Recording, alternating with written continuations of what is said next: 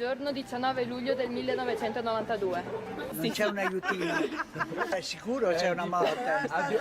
Borsellino. Cosa le viene in mente pensando alla mafia?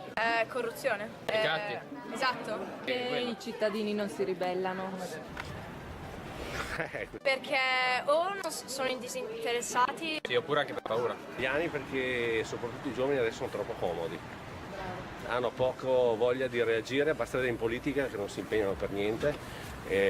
La nostra generazione, la vostra età, occupava le piazze quando c'era un problema. Voi occupate i bar, qui è lì il problema. Perché c'è una convenienza da parte di molti, perché la mafia a volte supplisce lo Stato e perché c'è la paura.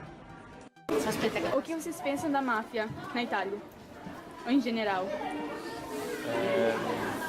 É uma coisa que está muito presente, nota-se muito nas ruas, sobretudo mais para as cidades do sul. Nota-se, por exemplo, no lixo, nas ruas, na insegurança, andar nas ruas também, sobretudo à noite.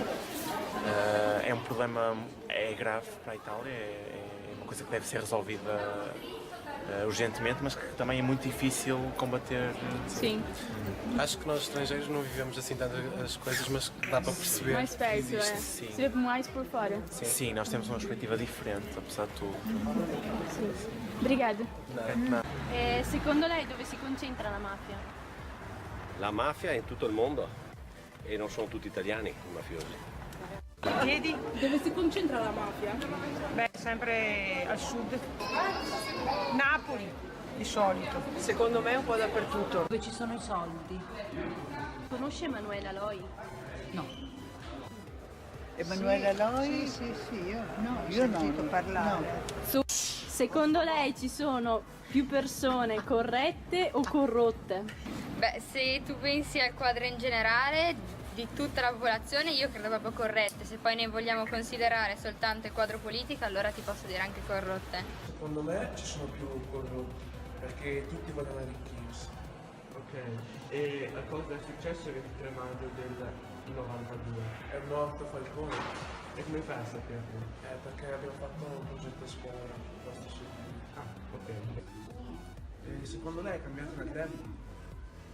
Sì, si è adeguata ai tempi sicuramente. Prima c'erano mezzi di un certo tipo, adesso per esempio si sfrutta la droga, si sfrutta delinquenza diversa rispetto a prima, anche se il fondamento resta sempre lo stesso, insomma. Come si potrebbe estirpare? Bisogna prima di tutto cambiare quello che è la cultura delle persone che da generazioni vivono a contatto stretto con questo tipo di organizzazione. Per te la mafia?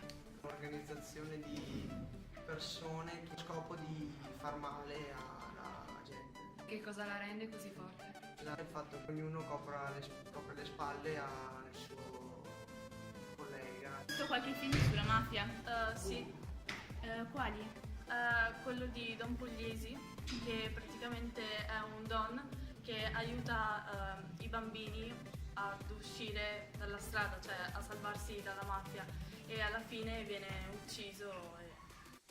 How can you fight against mafia? I think it is very difficult to fight against it because mafia is everywhere, not only in the south of Italy, but even here. Even if there are different ways of showing its effects. I think that the first way to fight and to eliminate